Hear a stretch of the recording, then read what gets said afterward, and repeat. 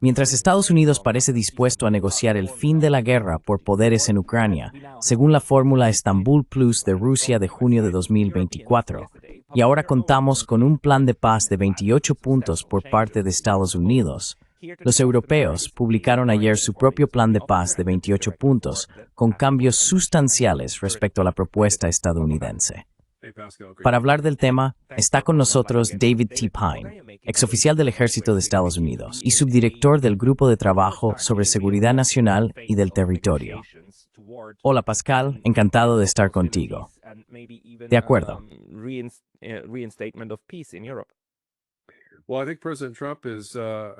Bueno, creo que el presidente Trump quiero decir, este es un cambio admirable respecto a sus posiciones anteriores. Esta es su tercera propuesta de paz. La primera fue un plan de paz Kellogg de 22 puntos que Rusia rechazó de plano. Putin se negó a reunirse con Woodcock para discutirlo a principios de mayo. Y luego, por supuesto, estuvo el acuerdo de paz de Anchorage, que en realidad trataba de devolver el Donbass a Rusia a cambio de un alto el fuego permanente y la aceptación de muchos de estos términos. No estoy seguro de cuántos se incluyeron en esa propuesta.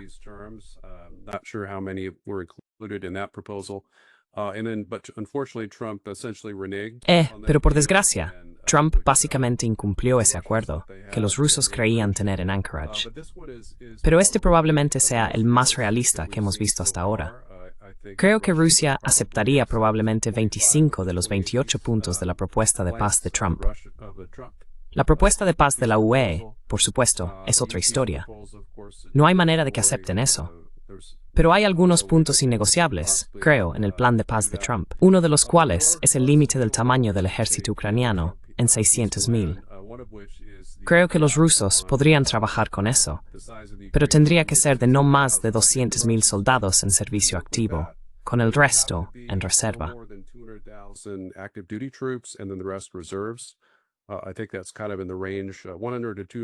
Creo que eso está más o menos en el rango, entre 100,000 y 200,000 soldados en servicio activo. Creo que es algo que los rusos podrían aceptar.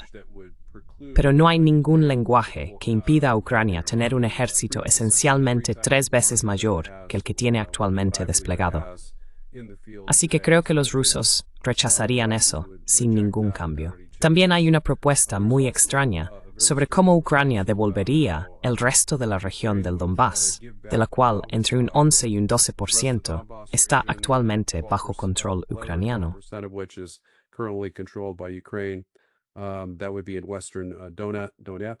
Eso estaría en el oeste del Oblast de Donetsk.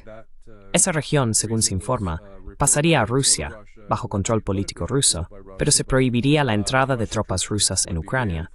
Esa zona se convertiría esencialmente en una franja neutralizada y desmilitarizada, y eso sencillamente será inaceptable para Rusia. Existe un posible compromiso que comenté en mi artículo Guerra Real, que publiqué hace un par de días. Si fuera la SPD, es decir, la República Popular de Donetsk o la República Popular de Luhansk, bueno, sería Donetsk, por supuesto, serían ellos quienes desplegarían fuerzas de milicia o quizá tropas de la Guardia Nacional rusa.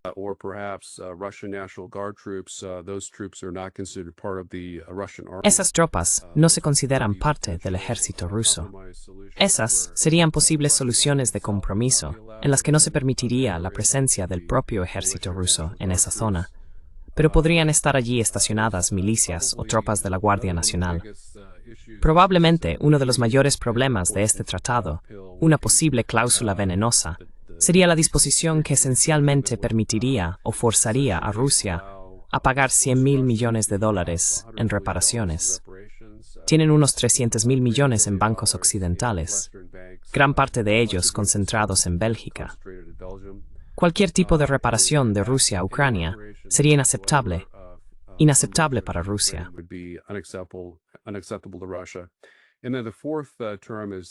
Y luego se omite el cuarto punto. En esencia, Rusia ha exigido una prohibición total de cualquier operación de alcance medio o largo, lo que ellos llaman sistemas de ataque ofensivo, incluidos drones de combate y aviones F-16, que son capaces de lanzar misiles de crucero en el interior de Rusia, así como misiles de crucero y balísticos. Rusia ha exigido que todos estos tengan un alcance máximo de 40 kilómetros como parte del Acuerdo de Estambul de marzo y abril de 2022, que Zelensky rechazó imprudentemente. Así que esos son los 4 asuntos que, en mi opinión, podrían impedir que Rusia firme este acuerdo.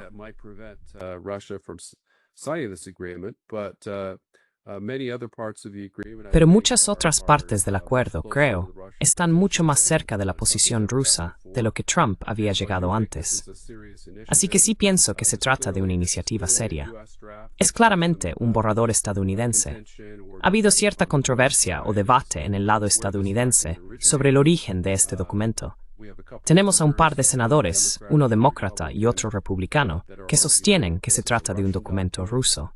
Pero claramente, el hecho de que haya varios puntos inaceptables para Rusia demuestra lo contrario. Además, el secretario de Estado, Marco Rubio, ha declarado que se trata de una propuesta de acuerdo de paz de la administración Trump de Estados Unidos.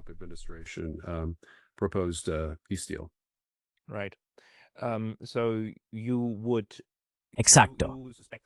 Así que sospechas que esto en realidad surgió de esas conversaciones de negociación por canales extraoficiales entre Dmitry Kirillov y el señor Vitkov, ¿verdad?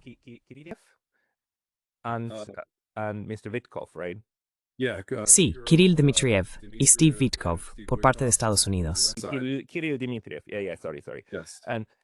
Dmitriev. Sí, perdón. Así que esto se redactó más o menos con la aprobación de Trump. Y luego fue lo que se filtró. Supongo que no debía filtrarse, pero de algún modo ocurrió. Llegó a los medios estadounidenses y ahora se está debatiendo con los europeos indignados. Y volviendo a tu punto sobre el tamaño de las tropas, una de las cosas con las que se puede comparar es, por supuesto, con acuerdos de paz anteriores. Para todos los que escuchan, el acuerdo de la Segunda Guerra Mundial relativo a Alemania se finalizó solo en 1990-1991 con las conversaciones de paz 2+4, que también sellaron la reunificación de Alemania. En ese documento de reunificación, el tamaño combinado de las fuerzas alemanas en todos los cuerpos se limitó a 370.000. Así que, si la propuesta para los ucranianos es de 600.000, eso es casi el doble de lo que los antiguos aliados de la Segunda Guerra Mundial estaban dispuestos a permitir a los alemanes.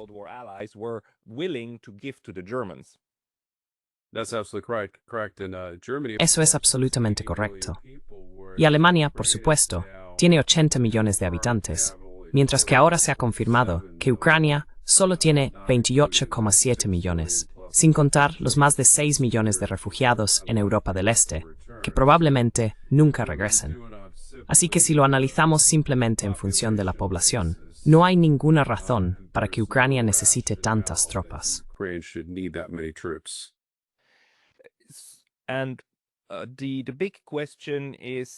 Y la gran pregunta es la que traté ayer con el profesor Nikolai Petrov. Él dice, mira, los detalles cambiarán porque esto está ahora en negociación activa. Naturalmente habrá discusiones detalladas entre las diferentes partes. Y no se trata solo de Estados Unidos y Rusia, esos son los dos principales negociadores, sino que en realidad los rusos también quieren que esto se aplique a los europeos. Así que en cierta medida, los europeos deben al menos no oponerse a ciertas cosas, porque de lo contrario no va a funcionar. Los rusos en realidad quieren que esté a la base de una estructura en toda Europa.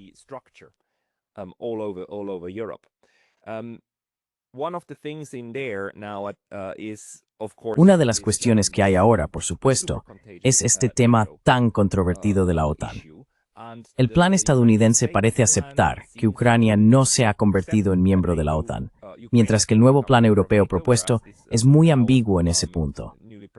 Parece que los europeos siguen queriendo que Ucrania acabe siendo miembro de la OTAN, socio de la OTAN o que haya tropas de la OTAN allí. Eso en sí mismo es sin duda algo con lo que los rusos no estarían de acuerdo, ¿verdad?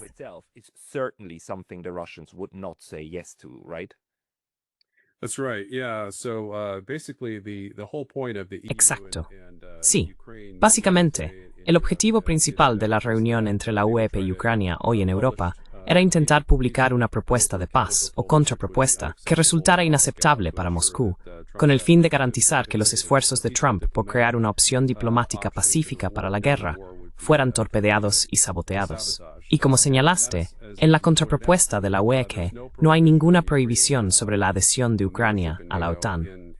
Además, establece que la OTAN puede desplegar tropas en Ucrania de forma temporal, del mismo modo que lo hizo Estados Unidos, alegando esencialmente el despliegue de tropas en Europa del Este, los países bálticos, Polonia y Rumanía, en misiones temporales que de repente se convirtieron en permanentes después de la invasión rusa de Ucrania. Which suddenly became permanent after Russia invaded Ukraine. So that really doesn't give. Así que eso realmente no le concede a Rusia nada en ninguno de esos dos puntos, que son líneas rojas claras para Moscú. Mantener a Ucrania fuera de la OTAN, pero también expulsar a la OTAN de Ucrania.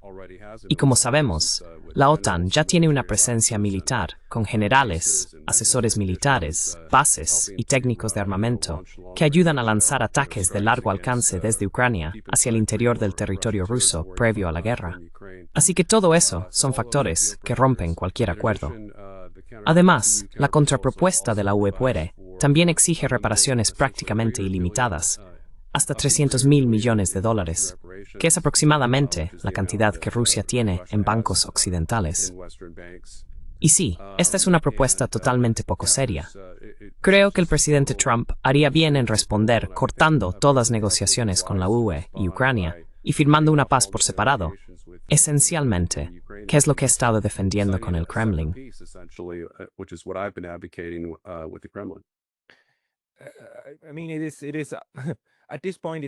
Quiero decir, a estas alturas está bastante claro que los dos principales actores son Moscú y Washington. Y si Washington realmente se planta en el tema de Ucrania y detiene, por ejemplo, el intercambio de inteligencia, bueno, quedarían ciegos, además de estar prácticamente mutilados, quiero decir, dado lo mucho que se ha reducido su ejército. Así que eso solo haría que el asalto militar ruso fuera aún más eficaz. Estados Unidos tiene muchas formas de presionar a sus propios aliados. Por otro lado, parece que por parte de la administración Trump no es que no haya intento, esa no es la palabra adecuada, sino más bien un enfoque que no busca la paz a toda costa, sino exprimir todo lo que se puede exprimir. Lo que más me desconcierta es que parte de esta propuesta de paz parece un plan de inversión para Estados Unidos, como ganar dinero, incluyendo, por ejemplo, una división al 50-50 de los ingresos procedentes de esas inversiones de activos rusos en Ucrania. ¿Qué opinas de esa parte? Me resulta un poco extraño. What do you make out of that part? It's a bit bizarre to me. Well, this is clearly, Bueno, esto es claramente, ya sabes, casi como un plan de paz, Trump-Gaza para Ucrania. Trump sería el presidente de un Consejo de Paz, Rusia-Ucrania, muy similar al Comité de Paz que se estableció en el Plan de Paz para Gaza, aprobado por la ONU y propuesto por Trump. Y luego, por supuesto, está la parte del reparto de beneficios, en la que básicamente Blackwater u otras empresas estadounidenses intentarían obtener ganancias del Fondo de Reconstrucción de Ucrania. Eso, por supuesto, fue eliminado en la contrapropuesta de la UE. Pero sí, este plan de paz lleva la impronta del presidente Trump. Parece bastante claro que él ayudó a redactar algunos de los términos.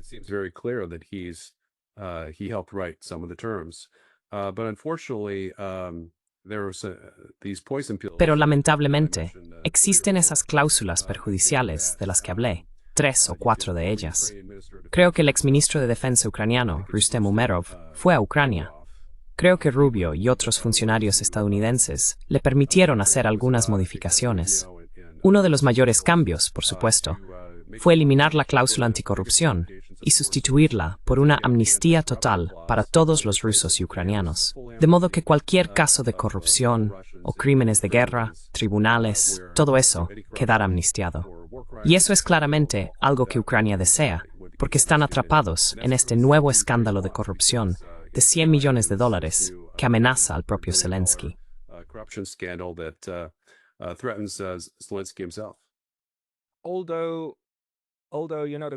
Aunque, ya sabes, la corrupción en Ucrania, no estoy seguro de que la amnistía se aplicara realmente a eso, ¿verdad?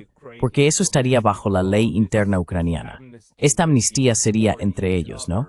Ninguna de las partes responsabiliza a la otra por los crímenes de guerra que ocurrieron, pero no necesariamente, ya sabes, por las violaciones de la ley dentro de los estados que luego investigan entre sí. ¿Crees que también se aplicaría a eso? I think it would apply to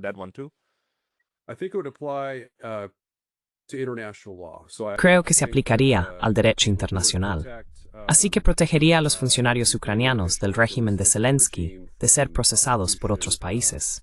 En esencia, si Estados Unidos o la Unión Europea investigaran y descubrieran que Zelensky u otros miembros de su régimen robaron cientos de millones de dólares, entonces Estados Unidos, como parte, presumiblemente, de este acuerdo de paz, y potencialmente cualquier país de la UE que también lo firmara, tendría que reconocer la amnistía para esos funcionarios. Would have to be recognize the amnesty for these officials. And it would certainly also shield the Sí, y sin duda también protegería al ala ultraderechista, el ala nazi, del proceso político ucraniano de ser procesada por los crímenes cometidos de su lado, incluidos los crímenes de guerra en el frente o detrás de las líneas. Pero quiero decir, siendo realistas, esto podría ser necesario, porque lo vemos en muchos acuerdos de paz. Hay que asegurarse de que ambas partes, todas las partes implicadas en esto, vean de algún modo garantizada su supervivencia con lo que resulte de ello. Así que no es algo bonito. Desearías que se hiciera justicia, pero si ambas partes se aferran a eso, entonces no se alcanzará la paz. drill down on that, then peace won't be served. Yeah, you're absolutely right. Sí, tienes toda la razón.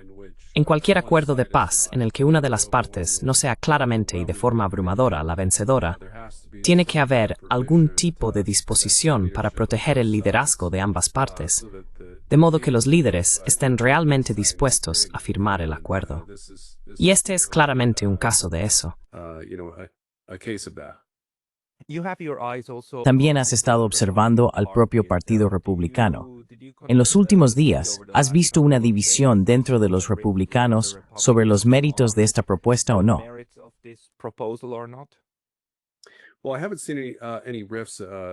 Bueno, no he visto ninguna fisura en esta propuesta, aparte del ala neoconservadora del Congreso.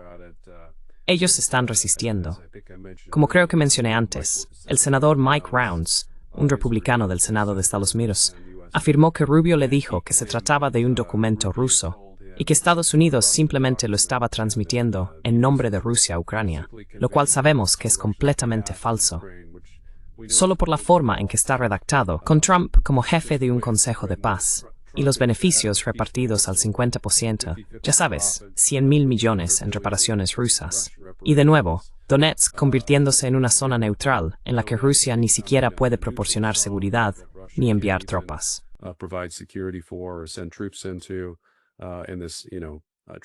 Y esto ya sabes, triplicar el tamaño del ejército ucraniano.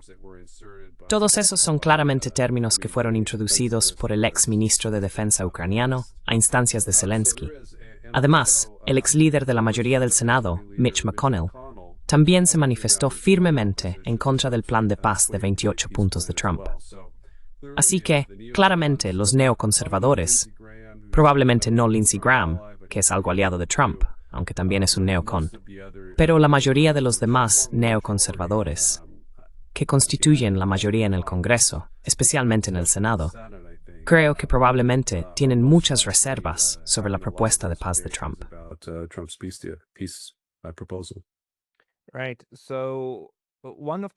Exacto.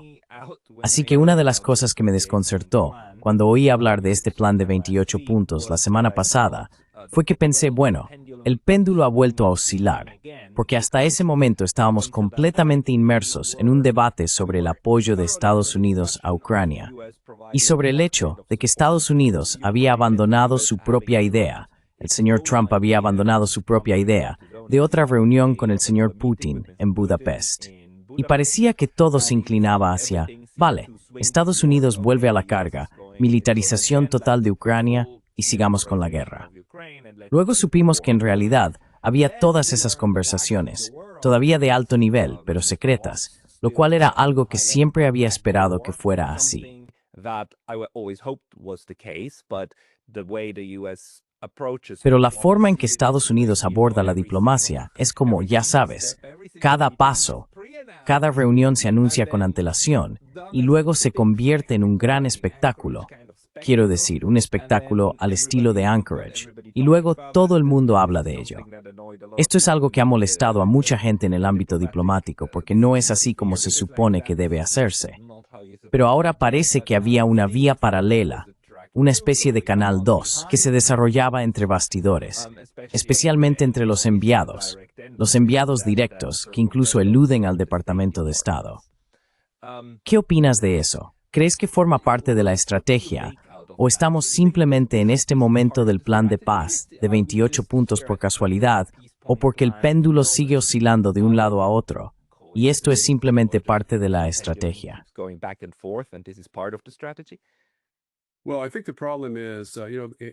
Bueno, creo que el problema es que, ya sabes, aquí en Estados Unidos hay un dicho que dice que el personal es la política. Y como escribí en un artículo de noviembre en mi Substack Real War, titulado Regreso a los neoconservadores, el presidente Trump cometió el error de nombrar a Rubio como secretario de Estado, a Ratcliffe como director de la CIA, a Mike Waltz como asesor de seguridad nacional y a Keith Kellogg como enviado especial a Rusia, ¿verdad? Ya sabes, todos ellos fueron personas que le aconsejaron hacer lo incorrecto.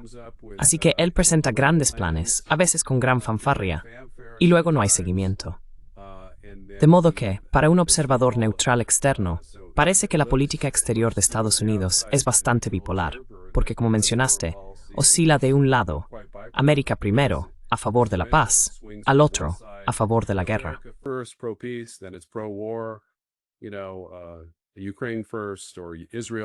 Ya sabes, primero Ucrania o primero Israel, y creo que eso explica los vaivenes. Así que, en realidad, todo lo que el presidente Trump necesita hacer es mostrar el valor de sus convicciones y presionar a Ucrania y a Zelensky para que acepten un acuerdo mínimamente aceptable para Rusia. En realidad, nunca ha presionado a Ucrania, salvo una vez, fue del 4 al 11 de marzo, cuando suspendió temporalmente los envíos de armas durante 7 días, junto con la inteligencia ofensiva. Pero como mencionaste, Trump tiene todas las herramientas que necesita para obligar a Zelensky a aceptar el acuerdo que Estados Unidos decida firmar con Rusia.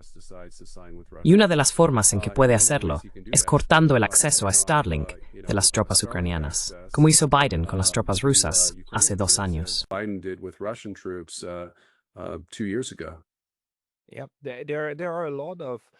Hay muchas opciones reales que pueden utilizarse para ejercer presión sobre los aliados, y eso incluye también a los europeos. Quiero decir, Estados Unidos sigue siendo el líder en la OTAN. Si empezaran a amenazar con retirarse, por ejemplo, imagina que Estados Unidos empezara a amenazar con retirar la mitad de sus tropas de Alemania. Los alemanes se moverían bastante rápido para evitar que eso ocurriera. Al menos el liderazgo actual lo haría. Pero, quiero decir, no estamos en ese punto, ¿verdad? Al menos por el momento, no he visto señales de que Estados Unidos esté ejerciendo mucha presión, especialmente sobre los europeos. Aparentemente estamos en una fase en la que todo el mundo sigue hablando y todo el mundo sigue haciendo conjeturas, lo cual, en realidad, también podría formar parte de la estrategia para gestionar este momento. ¿No es así?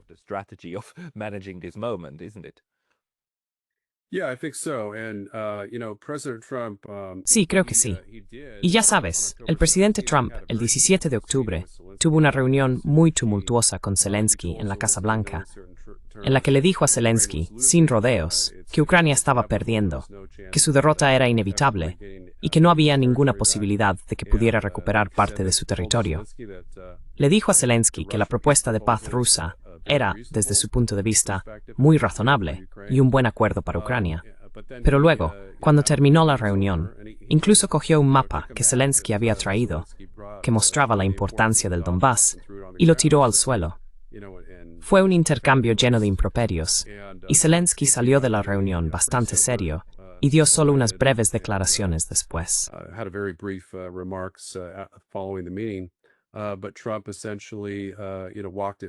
Pero Trump básicamente, ya sabes, se retractó y dijo que la paz tendría que basarse en la línea de alto el fuego. Pero unos días después, cuando canceló la cumbre de Budapest, creo que fue el 21 de octubre, solo 4 días después, dijo que aunque Estados Unidos estaba cancelando la cumbre de Budapest con Putin, el país tenía un plan de paz que publicaría en un par de días. Así que, claramente, sabía que Dmitriev se dirigía a Miami para reunirse con Witkoff. Y creo que Estados Unidos ya tenía un borrador de paz sobre la mesa. Los rusos han dejado claro que creen que había un entendimiento sobre muchos de estos términos. El propio Putin dio un discurso hace, creo, 3 días, en el que dijo que este era realmente el acuerdo de Anchorage al que Estados Unidos y Rusia habían llegado, pero que nunca se finalizó.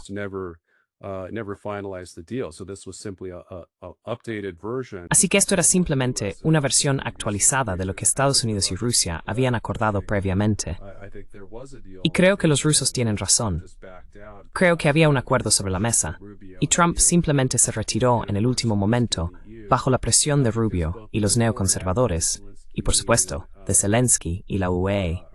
Porque tanto antes como después de la cumbre de Anchorage, hubo múltiples informes de que existía una propuesta de acuerdo de paz estadounidense sobre la mesa.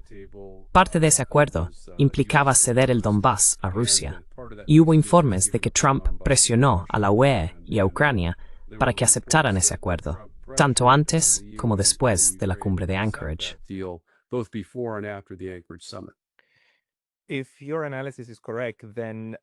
Si tu análisis es correcto, entonces lo que este proceso actual indicaría es un papel reducido o quizá una pérdida de influencia de la facción neocon dentro del gabinete, ¿verdad? Pero, siendo sinceros, no han visto a Rubio desde hace un tiempo, quizá un par de días o incluso 2 semanas. Aún así, él es el secretario de Asuntos Exteriores y el asesor de Seguridad Nacional. Quiero decir, si mañana Trump le quitara, digamos, el cargo de asesor de seguridad y nombrara a otra persona, incluso dejándolo como secretario de Asuntos Exteriores, eso ya sería una señal. Pero no vemos eso. Entonces, ¿existe ahora algún tipo de equilibrio de fuerzas dentro de la administración?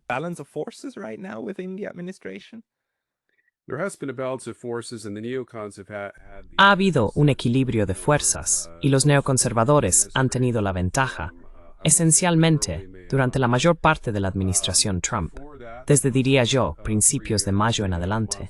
Antes de eso, durante los 3 o 3 meses y medio iniciales de la administración Trump, creo que la facción de América Primero era predominante. Trump estaba ejecutando su plan y cumpliendo sus promesas de campaña. Pero a partir de principios de mayo, con la firma del acuerdo de minerales con Zelensky, en los términos de Zelensky, fue esencialmente una capitulación. Implicaba básicamente un acuerdo de seguridad de 10 años, que no se formuló explícitamente como tal, pero en esencia, Estados Unidos prometía proporcionar armas, seguir vendiendo armas a Ucrania, durante un periodo de 10 años. Y se ve esta misma garantía de seguridad de 10 años en el plan de paz de 28 puntos, que es renovable, en el que Estados Unidos continuaría vendiendo armas a Ucrania durante al menos 10 años en el futuro, y quizás mucho más allá de eso.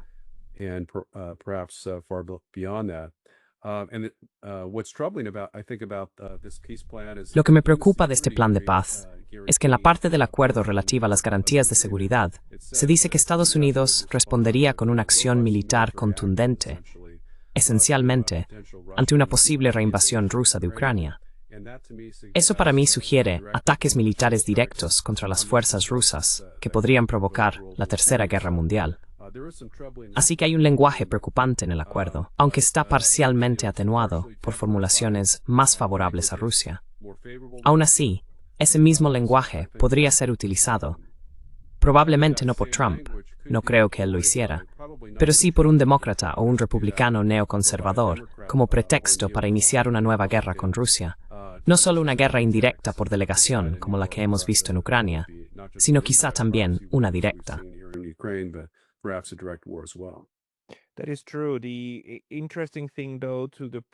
Eso es cierto.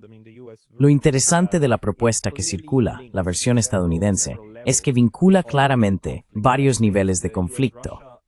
¿verdad? Conecta el conflicto entre Estados Unidos y Rusia con el conflicto entre Europa y Rusia, con el conflicto entre Estados Unidos, Rusia y la OTAN, e incluso vincula el nivel nuclear al afirmar que Estados Unidos y Rusia intentarán continuar con los tratados New START y entablar conversaciones sobre control de armas nucleares para ampliar lo que ya tenemos con New START.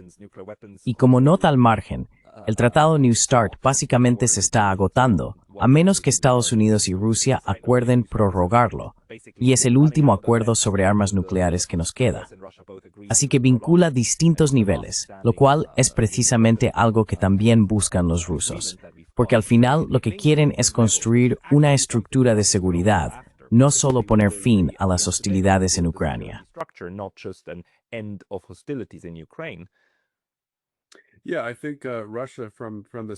Sí, creo que Rusia, desde el principio, ha dicho que quiere un acuerdo de seguridad integral, una nueva arquitectura de seguridad en Europa. Eso es algo que los soviéticos ya querían, en 1989, con la propuesta de Gorbachev de la Casa Común. Pero esto, el propio Putin presentó, ya sabes, los borradores de acuerdos de seguridad mutua de diciembre de 2021 para Estados Unidos y la OTAN. Se lo tomaba muy en serio. Intentaba construir una nueva arquitectura de seguridad que, si no sustituía a la OTAN, al menos la desplazara, para garantizar que nunca estallara un conflicto militar.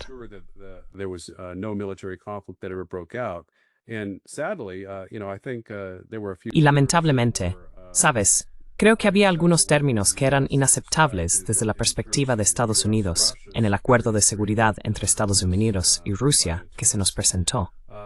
Pero incluso si hubiéramos aceptado 5 de los 8 puntos, creo que podríamos haber evitado la guerra en Ucrania, simplemente prometiendo no expandir nunca la OTAN hacia el este, y quizá incluso retirando a los, creo que en ese momento solo teníamos 5.000 soldados estadounidenses en Europa del Este, de los países bálticos, Polonia y Rumanía.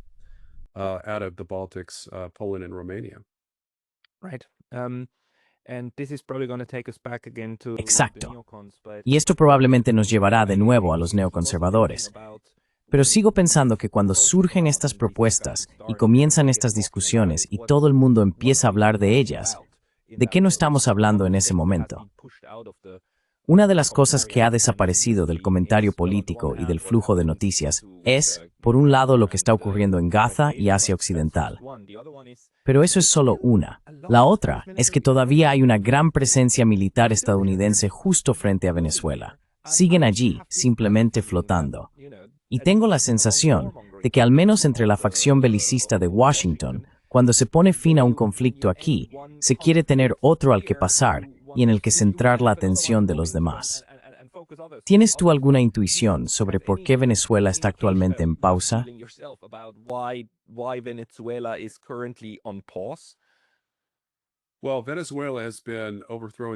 Bueno, Venezuela ha sido un tema relacionado con el derrocamiento del régimen de Maduro.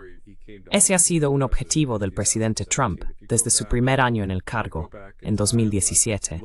Si retrocedes y miras algunos artículos de prensa de alrededor de junio de 2017, él hablaba abiertamente de derrocar al régimen comunista venezolano, no necesariamente mediante una acción militar directa o una invasión, sino ayudando a una insurgencia o algo por el estilo. Ahora mismo, tenemos alrededor del 20% de los buques de la Marina estadounidense desplegados en el Caribe, y eso es algo sin precedentes. Quiero decir, solo tenemos alrededor del 15% de los buques de la Marina estadounidense desplegados en el Pacífico Occidental frente a China, que se supone es nuestra principal amenaza. Así que claramente, Trump está amenazando con una acción militar directa contra el régimen de Maduro. Hoy mismo tuve una entrevista con un amigo mío, Brandon Weichart, quien dijo que sus fuentes esperaban que Estados Unidos comenzara los bombardeos la semana pasada. Yo también. Pensé que ocurriría la semana pasada, porque ese fue el momento en que el grupo de portaaviones USS Gerald R. Ford había llegado firmemente y estaba listo. Pero por eso creo que algo está en pausa, que algo está esperando.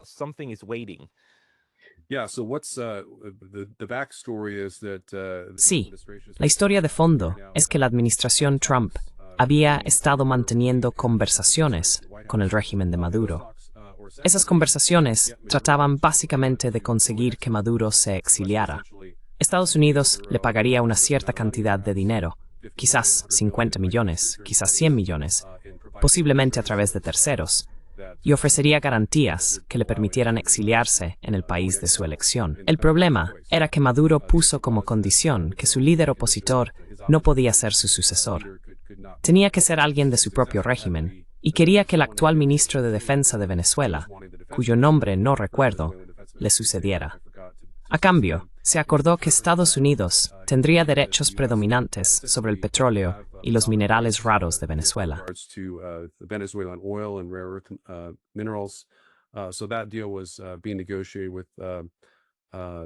Así que ese acuerdo se estaba negociando con Venezuela, entre el régimen de Maduro y creo Richard Grenell, un funcionario de Trump, designado como una especie de enviado especial de Estados Unidos para América Latina. Lamentablemente, Rubio hizo fracasar ese acuerdo. También hay rumores de que Rusia y China no querían que el acuerdo se llevara a cabo y se negaban a ofrecer asilo a Maduro en ninguno de los dos países. Según se informa, les gustaría que Estados Unidos quedara empantanado en una lucha en Venezuela, y han enviado a un coronel general ruso, un general de 3 estrellas, para ayudar a organizar una insurgencia que podría atrapar a Estados Unidos en una especie de Vietnam latinoamericano durante muchos meses o incluso años.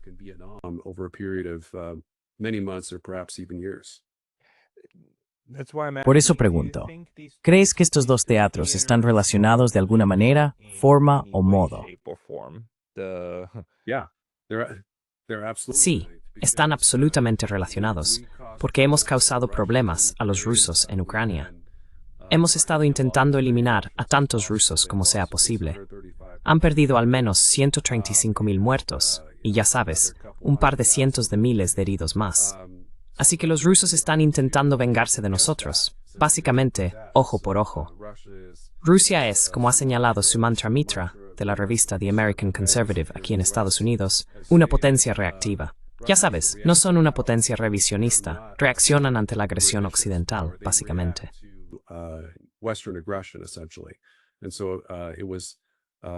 Y así, ya sabes, la guerra en Ucrania no es esencialmente una guerra de imperialismo ruso, sino de imperialismo de la OTAN, que intenta expandir la OTAN hacia Ucrania, a lo largo de toda la frontera rusa, por supuesto, con Finlandia, uniéndose también a la OTAN.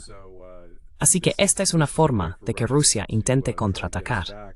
Y tienen, creo, al menos 200 instructores militares o mercenarios bajo el mando de este general ruso, que intentan entrenar a las fuerzas venezolanas para eliminar a tantos estadounidenses como sea posible en caso de que Trump realmente decida invadir.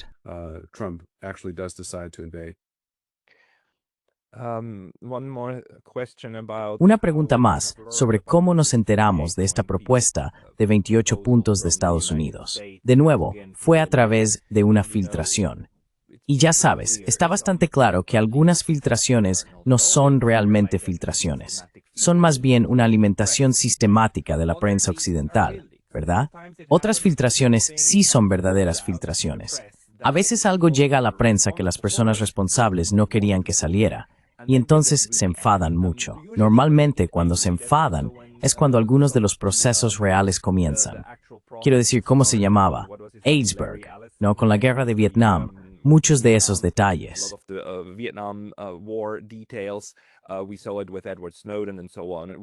Lo vimos con Edward Snowden y con Wikileaks, ¿verdad?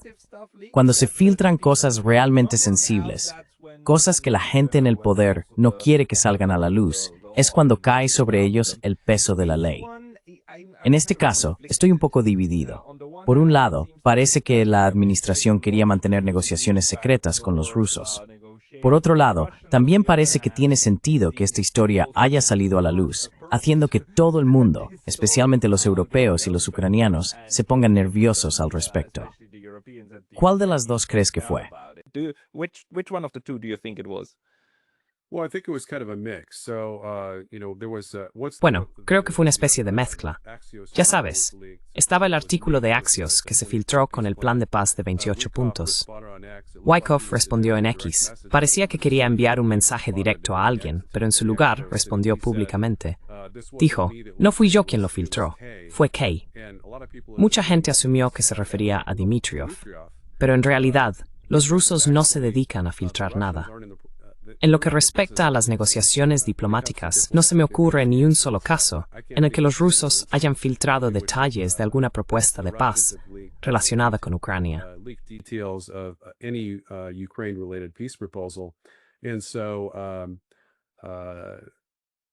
Creo que es más probable que haya sido Keith Kellogg. Kellogg dimitió, básicamente presentó su renuncia, solo unas horas después de que se produjera la filtración. Era realmente un aliado de Zelensky dentro de la administración, repitiendo los argumentos propagandísticos ucranianos. Creo que estaba frustrado porque lo habían dejado fuera de esta negociación, y filtró la propuesta porque se oponía a ella. Quería que sus compañeros neoconservadores estuvieran al tanto, y quizá también Ucrania. Pero en realidad, Ucrania sí lo sabía, porque su ex ministro de Defensa participó en la redacción de algunos de los términos. Was involved in drafting a few of the terms. Right, okay. But if it was Vale, de acuerdo. Pero si se filtró en contra de la intención, digamos, del equipo de Trump, entonces eso significaría que lo que se nos presentó estaba en plena negociación. Y quizá el equipo de Trump en realidad quería presentar primero a los europeos un acuerdo cerrado. Algo como, mirad, ambos ya hemos dicho que estamos de acuerdo con esto. Esto es lo que vamos a hacer. Así que una filtración, en ese caso, entorpece el proceso al involucrar a personas que no deberían estar implicadas en esa fase, ¿no? Esa podría ser una posibilidad.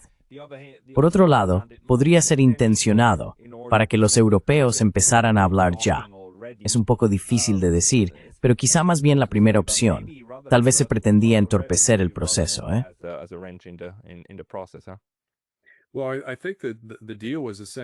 Bueno, creo que el acuerdo estaba esencialmente finalizado. Inicialmente fue negociado entre Estados Unidos y Rusia, y luego Ucrania hizo algunos cambios clave. El más conocido fue el relativo a las disposiciones anticorrupción contra el gobierno ucraniano, que establecían que la corrupción debía erradicarse del gobierno ucraniano. Eso se eliminó y se sustituyó por una amnistía tanto para Ucrania como para Rusia en lo referente a la corrupción y los crímenes de guerra. Así que ese fue realmente un cambio clave que hizo Umarov, mostrando que Ucrania sí dejó su huella en el acuerdo. Y esos, ya sabes, los que mencioné, son posibles cláusulas venenosas que podrían hacer fracasar el acuerdo con Rusia. Pero está muy claro que Zelensky no tenía intención alguna de aceptar esos términos de todos modos, incluso con los probablemente 4 cambios que Ucrania hizo antes de que se publicara. Exacto. De acuerdo, David. Gracias por esa visión general.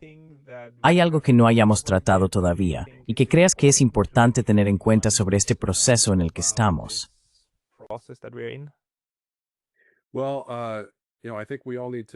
Bueno, ya sabes, creo que todos necesitamos tener esperanza y rezar por la paz, porque esta es la ocasión más cercana que hemos visto a un acuerdo de paz definitivo entre la OTAN, Rusia y Ucrania.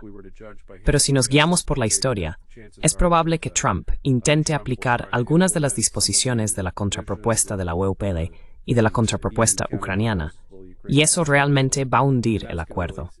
Así que creo que Trump necesita negociar directamente con Rusia, cerrar el acuerdo, asegurarse de que sea aceptable para ellos y luego aplicar la presión. Hemos visto múltiples informes de que funcionarios estadounidenses efectivamente han amenazado al régimen de Zelensky, diciéndoles que deben aceptarlo. Antes de hoy, habíamos oído que Trump le había dicho a Zelensky que debía aceptarlo antes de Acción de Gracias, y luego, lamentablemente, hoy dijo que no era una fecha límite estricta.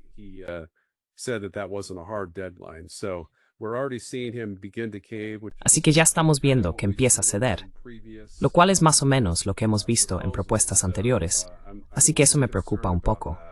Pero también creo que tenemos muchos motivos para tener esperanza, porque estamos más cerca de la paz que nunca. Sí. Lamentablemente, el presidente Trump está, al mismo tiempo, ya sabes, el Senado de los Estados Unidos está considerando estas sanciones secundarias del 100 al 500% sobre básicamente 2/3 o incluso 3/4 partes de las naciones del mundo, lo que realmente devastaría la economía estadounidense y quizá también otras economías. Y además, ya sabes, si este acuerdo no se aprueba, creo que vamos a seguir con los envíos de misiles iraníes a Ucrania y continuar con la escalada. Así que creo que eso es muy poco productivo. Creo que Trump debería básicamente y con claridad declarar que no vamos a hacer ninguna de las dos cosas, para intentar reducir la tensión mientras continuamos las negociaciones de paz. While we're continuing peace negotiations.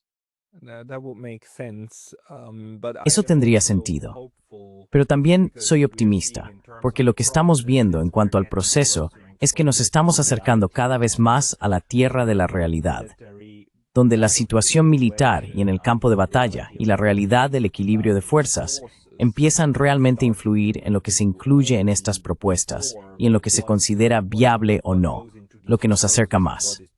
Es como ir cerrando el círculo hacia el ámbito de lo posible. David, nos has ofrecido una magnífica visión general. Para quienes quieran leer más de ti, deberían ir ante todo a tu Substack, The Real War. ¿Hay algún otro lugar donde la gente puede encontrarte? Substack, The Real War. Any other place where people should find you? Yeah, on X. Sí, en X mi usuario es @AmericaFirstCon, repito, es @AmericaFirstCon. Y mi Substack Real War lo pueden en substack.com, de nuevo, dpine.substack.com. Substack.com. I'll put it Lo pondré en el cuadro de descripción de abajo. David T. Pine, muchas gracias por su tiempo hoy. Thanks. Gracias, Pascal. Siempre es un placer.